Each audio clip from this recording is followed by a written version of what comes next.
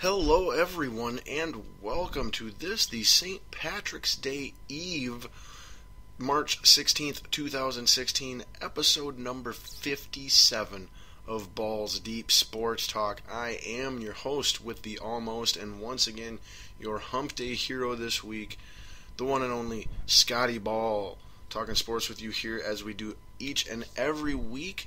And thank you for finding your way to the show this week, whether it be via SoundCloud, YouTube, or my personal favorite, the free Spreaker app. I'd like to thank you again for joining. And some good news that we will, any week now here, maybe next week, maybe the week after that, maybe even this week, we will be back up and running on our internet radio station, formerly known as WNLMradio.com. Now it is Great Lakes Radio. I will be getting you all that information on next week's show, as well as when I have it on social media. If you would like that information right away when it comes available, like I said, I'll put it on social media. You should like and friend me on Facebook by searching Scotty-Ball. And if you are on the Twitter machine, as I prefer that, a little bit to Facebook, at least for what I use them for sports purposes and stuff like that. Our Twitter handle that you can follow me at here is at BDST Show. So make sure to connect with the show and take your balls deep experience even deeper. Now, as we've been doing these past few weeks here to a month or two, since football season ended really, we're going to try to be keeping this show to about a 2-hour show, less if possible.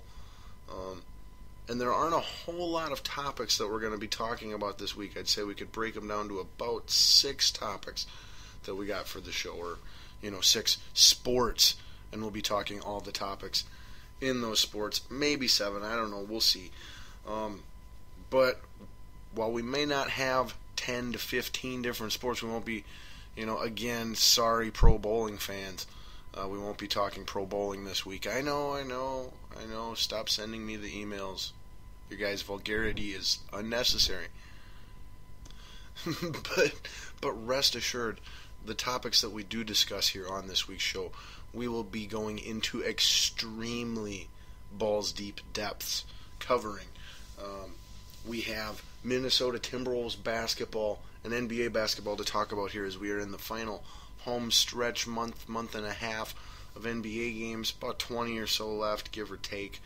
We'll look it up and actually give you the exact number. Whoa, Scotty Ball doing some research. Slow down. Maybe we'll think twice about that. But I'm watching them on the TV right now. They're trying to hold off the Memphis Grizzlies, who are trying to come back here in the fourth quarter and steal this game.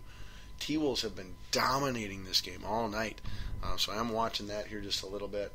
And then, and we'll discuss that, how the T-Wolves are at, what's going on in the NBA. We've also got plenty of basketball to discuss, with March Madness NCAA tournament finally being upon us. That is right. So this is, in all reality, our official Bracket Buster Breakdown extravaganza, where I will be going through my entire bracket with you. We will be breaking down all the first round matchups, as well as getting my picks through all the rounds, and helping you hopefully fill out that last minute bracket and win some money. So tons of college basketball to discuss on tonight's show as well. We'll definitely be talking some hockey, primarily my and maybe your Minnesota Wild, who lost in overtime last night in Ottawa to the Senators. So we'll check in there on the standings. They did at least get a point for getting to overtime, so we'll catch you up on where they're at in their wild card race, as well as what the rest of the playoff picture currently looks like in the NHL. We'll also be talking Major League Baseball, Twins spring training. Byung-Ho Park continues to hit dingers. Sano in the outfield, pitching staff. We'll find some baseball stuff to discuss, primarily Twins related.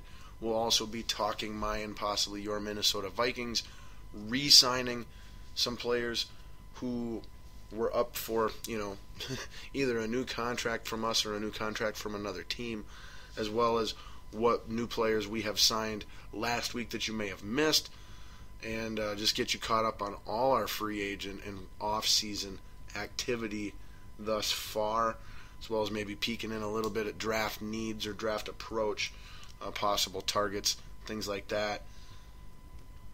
And also, if you are a Vikings fan, make sure each and every Thursday, well, at least usually it's Thursday, that's when I want you to go check, no matter what.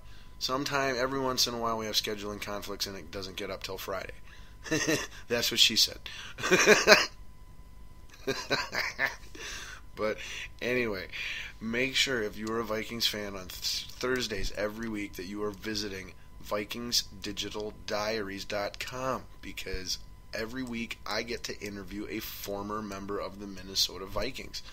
And it's posted on the website for everyone to enjoy. They're usually about 15 to 20 minutes long. Recently we've had Matthew Hatchett and Troy Williamson and Bernard Berrien. Last week was Eric Frampton, and I am not going to spoil the surprise on who is this week, but it will be another good one, as they have all been great interviews since I've started working there. And you can find them on Twitter at Vikings Diaries, or on Facebook, search Vikings Digital Diaries.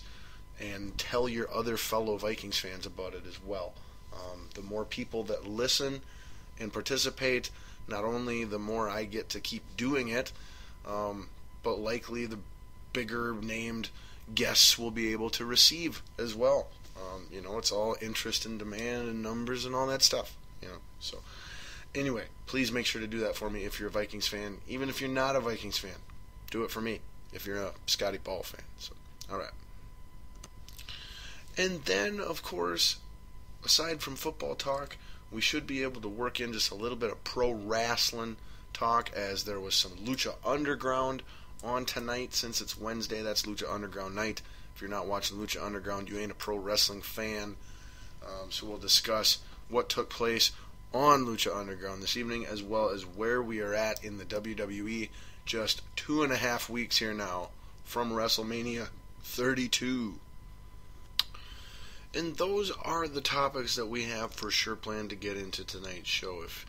If you're into UFC or NASCAR, PGA, tennis, soccer, all the other sports that got stuff going on right now, well, you'll just have to research most of that on your own time, because, like I said, we're going to go buried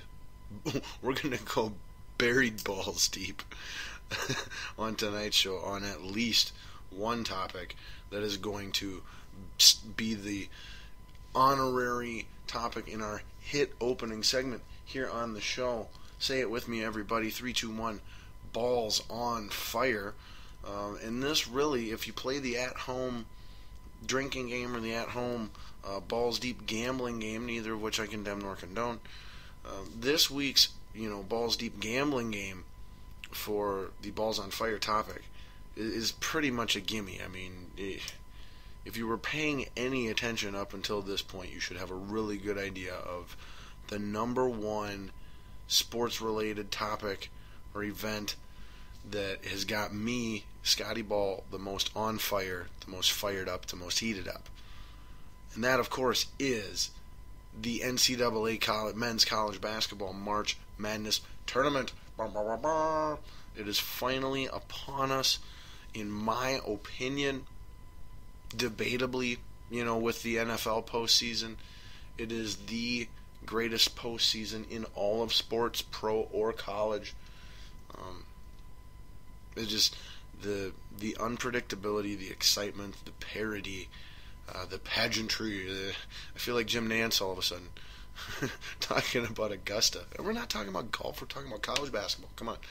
Men's college basketball March Madness is upon us. Now, I have my bracket here that I put a significant amount of time, all of the last 24 to 48 hours.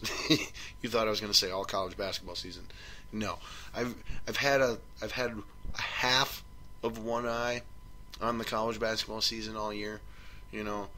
Nothing crazy has happened here that I'm not completely aware of, or no teams that I have no beat on whatsoever. But it's not the type of thing where you get to watch all these teams and, or most of the games of most of the teams, anything like that. College basketball just ain't like that. There's too many teams, too many games over the course of the season. But so with the little bit of general knowledge that I accumulated over the college basketball regular season, what we picked up last week watching the conference tournaments, and then what we have researched now that the matchups for the NCAA tournament have been revealed, and we can go, look at all the teams' numbers and rankings and kind of get a feel for, the identities of these teams that we're trying to pick. And then we can just watch that go all out the window at, unlike the fifth game of the tournament when our bracket gets broken by somebody. So, point being, last 24 to 48 hours we've been cramming in and focusing on a lot of college basketball information that we have at our disposal to try and make the best attempt at a winning, hopefully money winning in an office pool or, whatever your bracket, is playing for. Hopefully we can get a victory here. Now, while I am no official bracketologist, I'm usually pretty decent at this, and so we'll go over just some basic bracketology, philosophy, and then we will get into all the specific matchups. Now, one note I do want to make before we start getting into our field of 64 this year, and I'm not sure when this started last year. I know they've had a play-in game for a long time. I don't know how long they've had 4 play-in games, but that is the case. Yesterday there were 2 games, one in the South region and one in the East region, and today there are 2 games, one in the East region and one in the West region, and the winner of those 4 games gets a spot in the field of 64. Yesterday's winner, between potential 11 seeds Vanderbilt versus Wichita State. Wichita State came out victorious in that game in the Southern region. And then in the Eastern region, playing for a 16 seed, we had FGCU over FDU. And,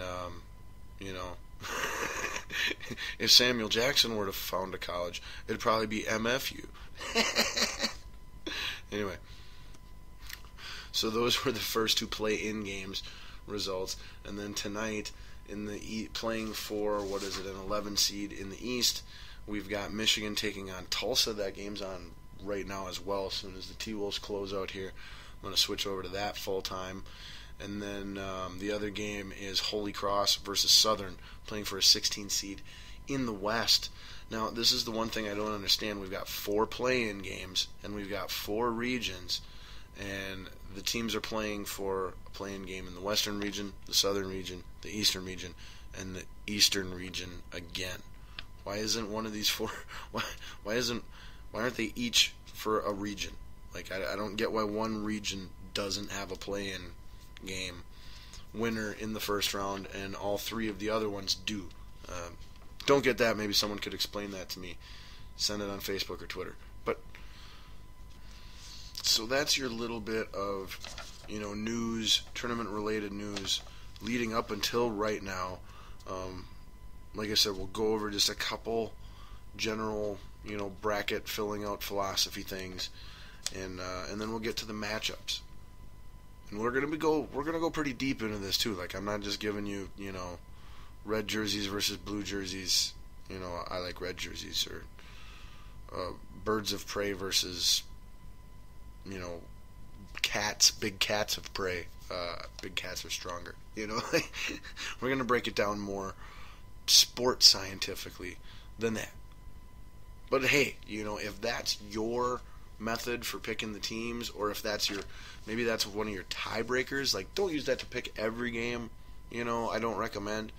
But, if your tiebreaker is like which logo you like better, or, just which school you like better, or, like I said, mascots, jersey colors, what have you. Hey, more power to you. There's a ton. This is the biggest.